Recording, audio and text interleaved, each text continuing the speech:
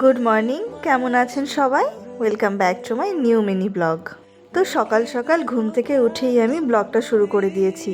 তো আজ তোমাদের সাথে শেয়ার করতে চলেছি what I it in a day.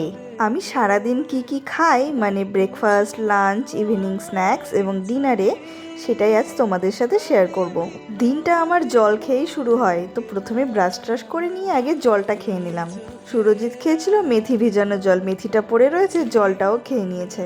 তারপর চলে আসি ব্রেকফাস্টে খেয়েছিলাম পাতলা করে ডালিয়ার খিচুড়ি আর আলু ভাজা। সুরজিৎ খেয়ে দিয়ে বেরিয়ে যাওয়ার পর আমারটাও থালার মধ্যে বেড়ে নিয়ে খেতে শুরু করে দিলাম।